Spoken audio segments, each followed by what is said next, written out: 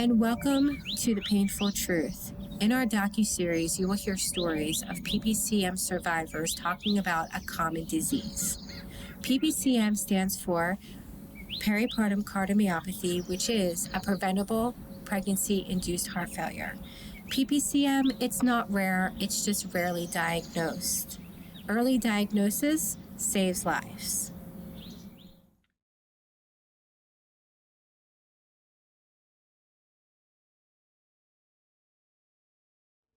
Hi all, welcome back to the PPCM Fund Inc. channel. This is the Magic Minute. With me I have my wonderful guest today, Alejandro Marquez. Welcome. How's it going? Thank you and your wonderful wife for coming over and talking with us today and sharing your story. Of course. Really appreciate it. So we're just going to have a little conversation, similar to theirs, just very chill and talk about what happened. So, take me through some of your early experiences. I know with Lindsay, her OBGYN was not the one that she had previously gone to, right. So she didn't know her, which was probably kind of set for failure in the beginning on our part. But tell me a little about your story. Well, we were pregnant with twins. Well, Miranda was pregnant with twins. And so she was super sick, the entire pregnancy, before we even knew that she had twins, which we found out pretty early.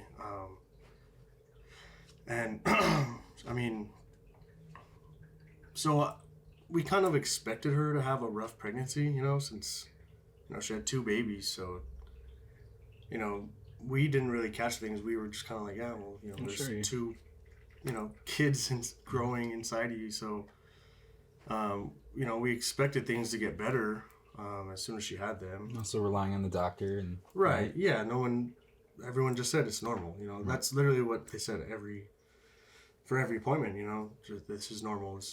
But then after her C-section, she lost,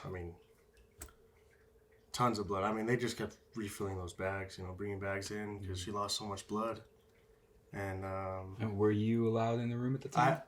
I was allowed in the room at that time. So you saw all this going on? Yeah, that was afterwards. We were in the room. We had the babies with us. Okay. Actually gave us a really small room for twin babies, which was kind of ridiculous. But, yeah, she got up to go to the bathroom and just, blood was just fell all over the floor, and it was... So that was a really alarming... that was scary. Was it from C-section or internally? C-section. C-section. Or no, internally, right?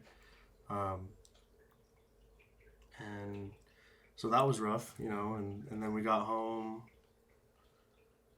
We were home for 2 nights, I think, or a night, and she woke me up one day, in the middle of the night, and she couldn't breathe, and so I called the ambulance, and they came, and they said she's fine, just they checked everything, and they could have taken her, but they didn't. They just said, "Oh, I think you just have anxiety or panic attack or something." Right, and she couldn't breathe, and she was telling them she was having, she could hear fluid in her. I remember her back and her lungs. But then she went to the ER that morning. And they just took her for a week, and they didn't know what it was. But she was, we had 2 newborn babies. I couldn't go with her, they couldn't see her, and we find out, she has a disease, a heart disease, and kind of shocking. Yeah, it was just crazy, and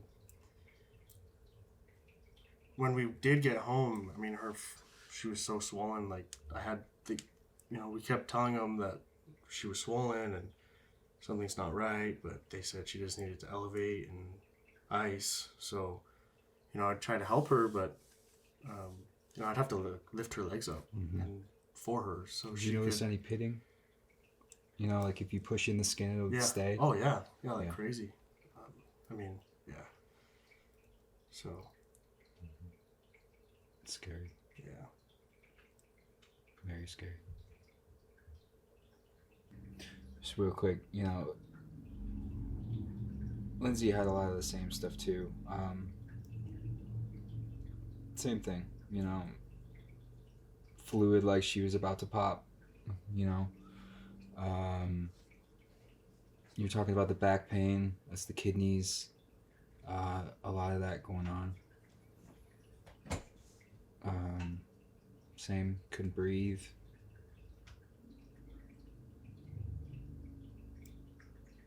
Going to the doctor and telling him the same things over and over and over, being told, it's normal, or eat better, or I can't tell you how many times, that was said. Oh, it's just your diet, oh, here, see a nutritionist. Right. Doggy. But honestly, she was eating pretty healthy. Did she have that orange drink? Did you get that orange drink? Yeah. Oh, yeah. Yeah, how was that? It was fine. It came back normal? Came back normal. Same with mine. Came back normal. Glucose was normal. I thought there was something with that. Nope. No? No? There's nothing wrong with my glucose. Right. Because the thing was, that's right, the thing was, it's fine. Yeah, we'll wait. We'll wait. Apollo! It's okay. Oh, it's okay. All right. Freaking Mr. Big Gold. You stinky boy. Okay, so, following the glucose test, they said the test came out normal. You okay? You okay? He's like gonna throw up. No, he just wants love. Wrong tube. Okay. Wrong tube. Stay down. That was scary. It's like, don't So they said the test was normal. But what was up with the insulin levels, or not insulin, your blood sugar? I don't remember any of it. You remember I any was of it? dying. They said you had gestational diabetes. Oh. And that, that you're slightly diabetic, but so she ended up having to get, one of those kits where you take it home and you have to prick your finger all the time and like do the self-test and stuff. But the numbers were always normal. They were always normal. And so she didn't have gestational diabetes, which, is kind of a red flag to where, there's something more and they needed to dig deeper. And, it was just the same answer. Oh, you're fine this. Oh, well, that's normal that. And it's like, no. Yeah.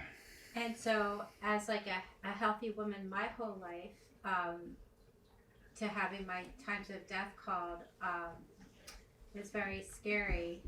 How long did you know Miranda prior to know if she was healthy her whole life, or how long have you known her, or when did you meet her? We met when we were 13. I was 13, she was 14, and we met. We've basically known each other, all our whole lives, and we grew up together. And she never had any sort of health issues, or she was always healthy, and And that's why this disease is so confusing, because most of the women and young girls are healthy. That's why it's called a pregnancy-induced heart failure. So this disease does not discriminate any young girl who has been healthy her whole life, as Miranda's, So how long after um, having the twins did this happen again? Before she was It was a night. We got home, and after being discharged. after yeah, right. was- So we were in the hospital for two or three nights, and we got home and we got home on the. Oh, sorry, I forgot. What day did we get home? We were there for what? We were No, there the for like sixth. 3 or 4 days after the C-section. Oh shoot. We were home for a day, and then after that night is when we to Wow. call the ambulance. So it was quick. Oh yeah, it happened. I was. I mean, I think I took 2 weeks off from work, and we were expecting to just Go back. sit at home with the kids and enjoy our new family, and she was gone the whole time. I mean, so it was just me, and luckily my sister came and helped out, but yeah, it was rough. I mean, like I was telling you before, I had to take them to their first appointment. Right. 2 newborns, so 2 Yeah. car seats. And, Yep. And then the strollers. I mean, yeah, it was just opening the door for myself was crazy. I was late. I didn't. I had to feed them. During Yeah. the appointment, it was embarrassing. I was just by myself and just dripping in sweat. Because I was like so New. flustered. Right? We have Avi, our 4-year-old, but I never had to do it like all by myself. So Sure. that was crazy. But like I was saying before, I mean, she was so swollen. Like she couldn't pick up her legs by herself. And when I picked her up from the hospital, she was a twig. Like she looked like she hadn't. I mean, her face was all sucked in, and her ankles were, tiny. So it Same was, with Lindsay. yeah. I mean, Yep. Once that fluid is drained out, it's like back to normal. yeah.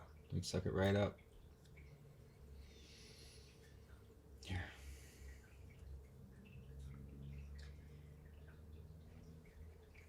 I mean, why don't you tell them? I mean, my experience, how long it took me after my C-section. Talk about that. Right. It didn't happen right away. It didn't. No. No.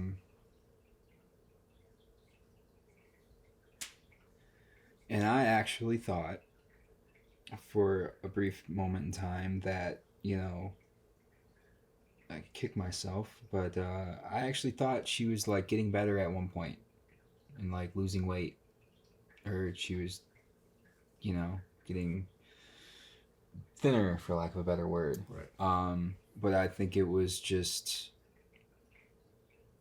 being around it every day, not noticing the little changes every day. Right. It's one thing when you see pictures, you're like, oh, well, Right, yeah, yeah. duh. But when, it's gradual changes over time, it's like, a lobster boiling in a pot. Right. So with Lindsay, it happened roughly 3 months after. Oh wow. So it took some time. Yeah. We were actually out of state visiting family. And they had all chose to, it was during the holidays, after, around Thanksgiving actually. They were going to go in town to see the Christmas lights, and I guess there was this big Christmas tree the town was putting up and decorating it. And for some reason, I decided to stay because she wanted to take a nap. She was feeling tired. I first thought it was strange because she'd been napping a lot. But I stayed behind, and thank God I did, because I went to relax when she was napping with the baby, and I was about to put my headphones on, and I kept hearing this weird sound, and almost almost sounded like the dryer or the washing machine, Right. but it was like broken. Yeah. Like it was making like a weird sound. Right. Like you know, but it wasn't. It was her, and she was convulsing, and her body was lifting like a good foot at least off the bed. And she was going into, well, I don't know, heart failure. You know, Right. she was dying. And so thank God I didn't put on those headphones. You know, 'cause she probably wouldn't be here with us today.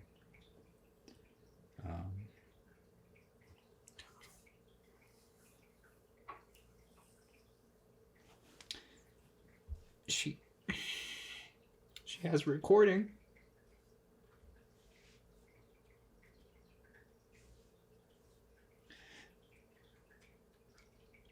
I didn't know what was happening.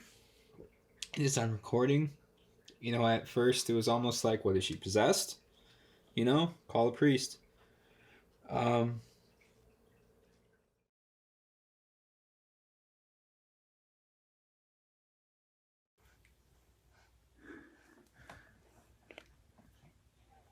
Hey!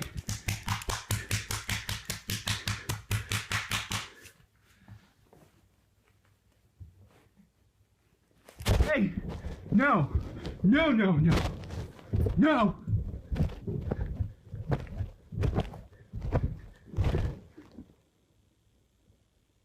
Lindsay! Lindsay! Lindsay! But, I started doing CPR, and I called my mom, who's a nurse, and I was asking her for the address, because I didn't know, because we were out of town, at a house that, you know, it's a rental. And so she saw what was going on. She recognized it, and so I started doing CPR, and you know, I had to call an ambulance at one point. So I hung up the phone with my mom as I'm doing all this. Meanwhile, Liam is a foot away on the bed, and I had to run outside. I sprinted. When I was on the phone with them, they asked me the address. I was like, I don't know. You know, use GPS. Like, you can track it. Can't you fucking look it up? And you know, we need you to go outside and tell us the address. So I stopped what I was doing, immediately sprinted outside, gave them the address, came back inside, and kept, you know, performing CPR. And, you know, the person on the other line was trying to talk through it and help me and just, you know, keep a calm, level head. And I dragged her off the bed onto the floor, so she had a stable. The back of her ribs, you know, had something to push on, so it wasn't the mattress, you know, so I could actually get compressions. And they actually at that time told me to stop doing compressions. And I started giving her breathing only. You know, it's just, you know, because I was switching back and forth between the breathing and the compressions. So I switched to giving her mouth to mouth only. And at some point, the ambulance showed up. I left the door open, so they just came in. And they took over. You know, they grabbed her and put her on a stretcher. It was still low to the ground at the time. At that point, I grabbed Liam and picked him up, put him over my shoulder so he couldn't see what was happening, but I was watching. And the first thing that they did, I was like, whoa, gave her like this knee tap, and they literally took a drill and drilled into her knee. Like, zzz, this thing, it was about that long. Drilled into her knee, like hooked up some, I don't know what the hell they did. Hooked up something to it.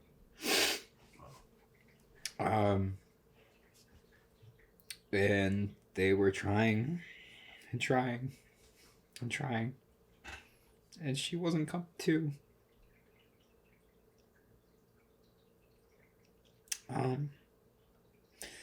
At that point, they, you could tell it wasn't going well, but they weren't telling me anything, So go to the hospital. So I went to the hospital, and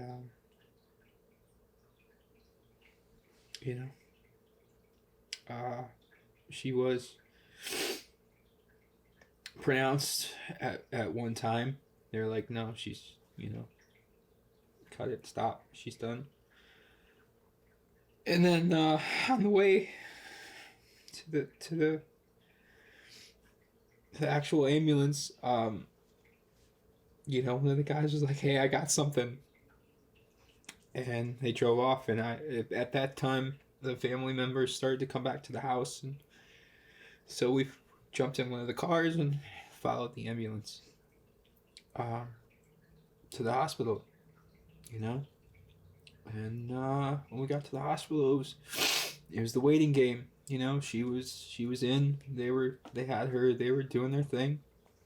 My mom, who was a nurse, she was been an RN since I was born. So I'd been around hospitals my whole life, right? Pretty much. But this was different, especially when it's you. My mom was talking to the doctors and asking them all sorts of questions. What tests are you doing? What's this? What's that? What's the other? Long story short, they had her hypothermia coma, essentially, and her whole body was wrapped. These thick, like padded things, legs, body, arms, everything. And they did that to cool the body down, to preserve what they could, the heart, the brain. They later said, thank goodness I did the mouth, because that also helped retain oxygen in the brain, so she didn't go brain dead. She was, pronounced dead for a while. She was in the hospital for 2 weeks. In the first few days, she did relapse a couple times. I slept in the emergency room with her. There was like this little couch on the window, and I slept there. Thank God. My mom was in town. They rented a hotel and looked after baby Liam, because he was a little baby and she was in the ER, and they didn't want him in there, because a whole bunch of nasty stuff, and they didn't want him getting sick or catching anything. And mind you, this is way before COVID. This was years before. She crashed a couple more times, and while she was there, they had to come in with a crash cart. And it was a long 2 weeks. It took her 3 days to bring her body temperature back up to a normal level before they could remove the wraps and everything, and drain her fluid over that time. And like you said, once the fluid was drained, she looked like a completely different person. Right. It's like, there she is. Wow. 2 weeks? Man, I'm so sorry. Yep. And as a lot of people that would know from experiencing PPCM, it's not just you're out and you're done. There's a lot of baggage that comes along with it, Yeah. So it's been a battle to get back to normalcy, I'd say. It's a little harder that we thrust ourselves kind of into it, you know? You know, because you kind of can't escape it, right? But, you know, at the same time, you also would never wish it on your enemy, right? Yeah. And hope that no one else has to go through the same shit. Because they shouldn't have to.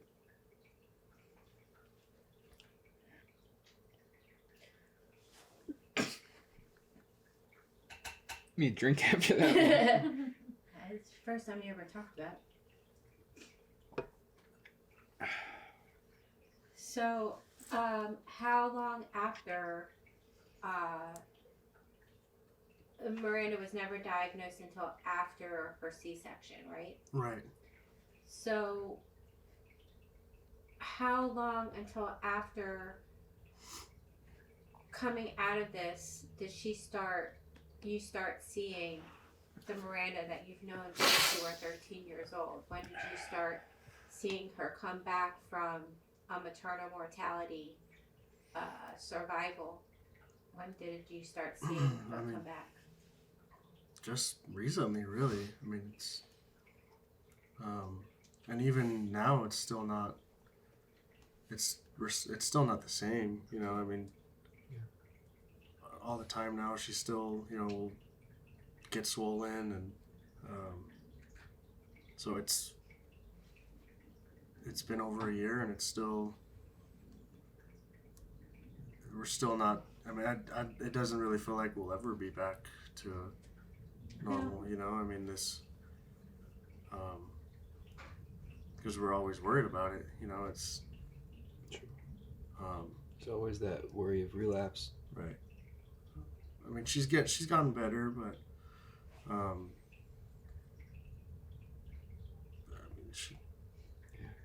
I don't know if it'll ever be, you know, to a point where we're not worried about it.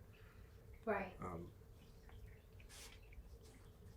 I think I'm 5 years out. November 25th, it will be my 5th year, and I think I'm just starting to feel a little like there I am, you know. Yeah. 5 years, give or take. Yep. I still get very swollen. That's normal. That's why the BNP test has to be every time you go. You have to get your BNP number because that's the only diagnosis. And whether we're full of fluid or not, that will determine, is this fluid danger? That number will determine danger or not danger. You know, going back to work was really, really hard. I remember the first real, like, not real, but it was a job that I took to help pay down the bills. And that's another thing. Medical bills. Thank God for insurance. Medical bills were ungodly expensive, like approaching $300,000 expensive. That's ridiculous. So going back to work was really hard because I was afraid to leave. I was afraid to leave the house, even for the longest time, even like until like a year ago. Like now it's better, you know, but it's like, God, you know, because in the back of my mind it's always, well, what if I leave and something happens and I'm not there? Mm-hmm. What then? Right. You know. So it was really, really, really hard. And and mind you, the job that I did get was literally down the street. Like 10 houses down the street. Really? Walking distance. Just to be close. Like it was literally the closest business to our house. Yeah. The closest. And it was still everything that I could do just to get up and leave and, you know, and Did you feel that way too? not be there. Oh yeah. I mean, now she loses her breath still, you know, and it just, I mean, Sure. Yep. Well, the great thing is that we lived. Yes, but I would say like even now, you know, I have a bit of that complex when I'm working on things and you guys are here. It's different. Also, another reason for a studio or something like that. When you guys are here, if you notice, my headphones are always half cocked off. It's so I can hear. Yeah. It's so God forbid anything happens, I can hear and react. Because if that day I had put up my headphones on, I wouldn't be here. so, you know, it still affects me to today. It's still complex. Like I can't fully immerse myself, you know, and if they're here, because I can't do it. And I think that's where the men, you know, suffer the most in this, which is why you two speaking today, you know, about, you know, us is because you watched it. We experienced it, but you physically had to take care of these babies when we were helpless. You physically had to, you know, be strong, but also feel all the feelings that, you know, you could possibly lose, you know, the love of your life and the baby's not having a mother. So, when it's all preventable with early diagnosis, all preventable, that you guys didn't need to suffer and watch us die, and we didn't need to suffer and experience death when all the doctors both told our families that we were fine and that all our tests were normal. But we knew something wasn't. Clearly it wasn't, because we Wait, couldn't. we went to the OBGYN. After. No, let me ask first. How many times did you guys visit your OBGYN during the pregnancy? Approximately from start to finish. mean, being that they were twins, they wanted to see her. Okay. More than often, sure. more than, you know, just one baby. So. Okay. Would you say like 18, 20 times? Yeah. Yeah. Yeah. I'd say the average for one child is around 9 or 10. So twice, you know, that makes sense. We ended up going over 40 times. In 9 months. In 9 months. 40. Mm-hmm. And every time. They just told you it was... He never missed an appointment either. Yep, I was there for every single one. And then when we went to the OBGYN after to tell them, you killed me and you don't have any awareness, she sat there looking at her computer and saying that I was still completely fine when me telling her that I... Oh, no, she didn't want to hear it. She said I got the bad luck of the draw. That was the other one. That was the one that actually gave birth to you. And then made me feel like that it was my fault that all this was happening to me. It was my fault. Would you mind if you give me a tissue, please? Thank you. Thank you. Yeah.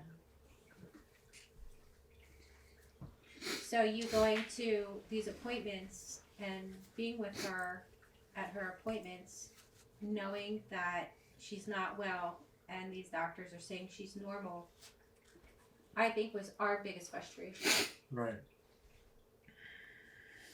Was that something that you guys after every appointment just... Yeah. I mean, we knew. She knew for sure. I mean, yeah. I mean, you can feel it, right? Yeah. I mean, it's like you guys know your bodies. Yeah. You know what feels normal and if something doesn't. I've been a dancer my entire life. and a yoga, working out, to not being able to lift my head up and walk. Took me, remember the mural? Couldn't even stand on my feet for 5 minutes. I was painting a mural for my son. Couldn't even do it. It was so big. So 10 minutes. So what do you, as like men that have experienced and witnessed maternal mortality from a husband, father, supporter, you know, the man of the house. I mean, knowing what you know today, for a man that is experiencing something like this to a woman, what is the best, you know, advice to ask for the woman at a visit? Or what do you think is the most, I think, profound thing that you guys both individually got out of this whole experience? I would say, from hearing everything that we've heard for the past year now, is definitely getting your BNP test. Because I'd never heard of one of those before, you know. And What was Miranda's BNP number it was in the after she gave birth? It was in the thousands. I think it was like 1,600 or something like that. Wow. But My BNP number was 2,800. And why don't you tell them what a normal BNP is? Normal numbers for a standard BMP are 99 and below, and for an NT-Pro BMP, it's 300 and below, I believe. And that number is the amount of blood vessels that are crushing your heart. And when you're over 99 or over 300 and you're in the thousands, you are experiencing death. That means there's definitely something up. But going back to your previous question,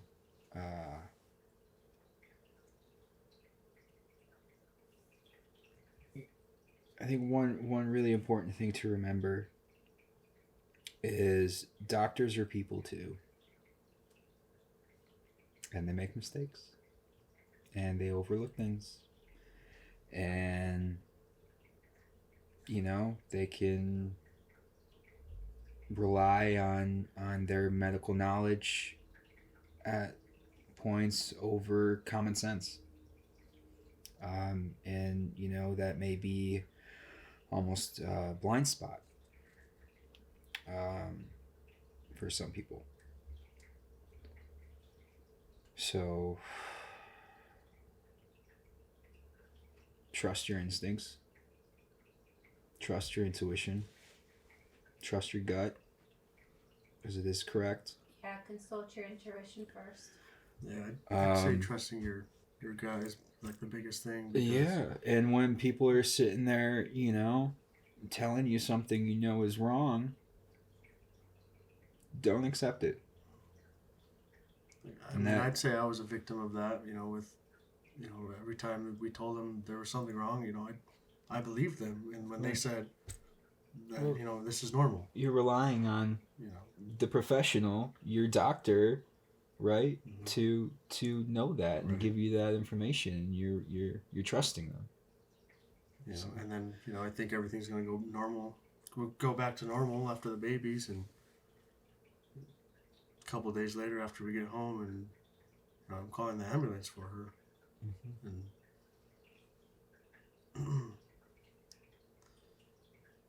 you know, I mean, she knew something was wrong the whole time, sure. You know, and I thought it was all normal, you know, so it makes me feel, you know, horrible because I didn't, you know, listen to her. So Yeah. It's like me, you know, but that's, I think that's only natural, right? Because you don't know what you don't know. And, you know, you think you're doing right or the best at the time. And you don't know. And again, you know, you're relying on your doctor to be your soundboard, essentially. And when that soundboard isn't calibrated, dirty things can happen. Well, thank you both for, coming out of your comfort zone and talking about something so horrible, but that can possibly, who's ever listening to this video, knowing that this does happen more often than not, and that this is very common, not rare. It's just rare that it's unheard of. And there are a lot of men that go through what you guys feel and what you guys have been through, as well as Miranda and I and what we physically experienced. But there are more men out there that suffer because Miranda and I are very lucky to be here today, and I'm sure we will both live a very, very long life, or I think that we would have already been kind of taken on the other side, but we're meant to live, so I believe we're going to live a long life. But there, unfortunately, a lot of women who don't make it and don't survive maternal mortality, and then those dads have to continue on with these feelings that you guys feel only alone. And that's why I think that this message is so important, because if it can be prevented for the women as early as 10 weeks pregnant, then it can also prevent men having to suffer watching and caring for babies alone, and possibly the rest of their life if the woman doesn't live. And since it's all preventable, that's why we have this conversation today, to say that the suffering is unnecessary. Yeah. And I think that... And I want to hit on that point again that you just made. You know, it's not rare, it's rarely diagnosed. Correct. Right. Because it's not, the BNP test is not standard, mandatory. OBGYNs don't provide it, and young girls and young women don't know to ask for it. Oh, it's not only that, it's almost like they're incentivized not to inform or give it out. Correct. Right. So on that note, yeah. Good? Any yeah, more? I think on that note, I think that Can I end it? spreading the awareness is what we're doing. All right. Alejandro, thank you again. Of course, man. Thank you for sharing that. I mean, I know Yeah. that was hard. Yeah, thanks for listening. That's a wrap. That's a wrap.